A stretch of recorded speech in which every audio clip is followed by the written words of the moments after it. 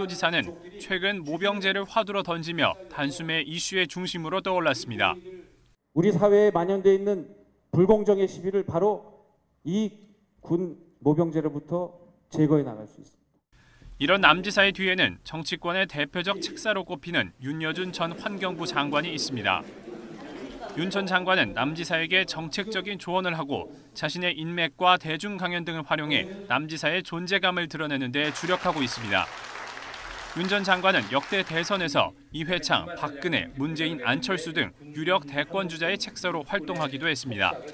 이 모병제나 여러 군 내외 개혁 같은 것이 사실은 절실히 필요한 지가 오래됐음에도 불구하고 더불어민주당 김종인 전 비상대책위 대표도 대표적인 킹메이커로 꼽힙니다.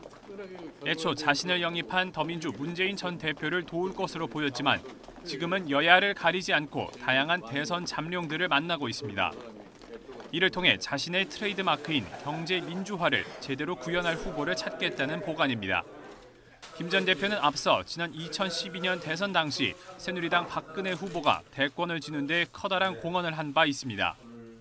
경제 민주화를 추구한다고 생각을 한다 할 것 같으면은 이게 다른 사람 못지않게 대통령 후보가 되는 사람이나 정당 자체가 거기에 혼신한다고 하는 그런 인상이 보여줘야만이. 이른바 정치 구단으로 불리는 국민의당 박지원 비상대책위원장은 당내 유력 주자인 안철수 전 공동대표의 정무적 조언자 역할을 하고 있습니다. 동시에 국민의당의 외연 확대를 위해 더민주 손학규 전 고문 등 주요 인사들에게 입당을 제안하며 활발히 활동하고 있습니다. 지난 총선 민의에서 이미 제3당으로 지지를 받았기 때문에 여기가 곧 제3지대고 제3당으로서의 역할을 하고 있다. 정치권의 대표적인 책사들이 본격적인 킹메이커 활동에 나서면서 이들의 행보가 향후 대선 판도에 어떤 영향을 미칠지 관심이 쏠리고 있습니다. YTN 임성호입니다.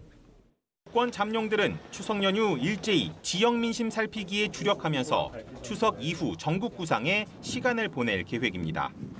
민생 행보에 집중하면서 연휴를 기점으로 지지율을 끌어올리겠다는 보관으로 읽힙니다.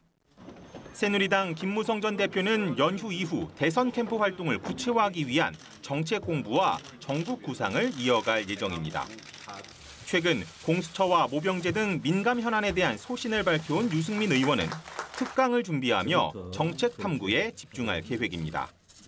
오세훈 전 서울시장과 김문수 전 경기지사는 저서지필과 강의 준비 등으로 시간을 보낼 계획입니다. 남경필 경기지사와 원희룡 제주지사 등 잠룡 광역단체장들은 도정을 살피는 동시에 대권 이슈 선점을 고민할 것으로 보입니다. 대선 시계가 빨라진 야권의 차기 대권 주자들은 대부분 공개 일정을 최소화하며 숨고르기 속에 향후 구상을 가다듬는 모양새입니다. 연휴가 지나면 본격 대권 행보를 시작할 것이라는 관측이 나오는 더불어민주당 문재인 전 대표는 오는 16일 고 노무현 전 대통령의 대부였던 송기인 신부를 예방할 것으로 전해졌습니다. 월성 원전과 기상청 등을 찾아 안전 행보를 이어간 국민의당 안철수 전 대표는 존재감 부각을 위해 지역 순회 등을 준비할 것으로 알려졌습니다. 하산 시기만 남은 손학규 전 민주당 대표는 가족들과 시간을 보내며 정계 복귀 시기 조율과 이후 행보에 대해 막판 장구에 들어갈 것으로 보입니다. 더민주 김부겸 의원도 민생 탐방과 함께 국회 대정부 질문 준비에 힘을 쏟을 계획입니다. 안희정 충남지사는 다음 달 초 안희정표 대한민국 미래 비전을 담은 저서 출간을 앞두고 최종 담금질에 주력할 예정입니다.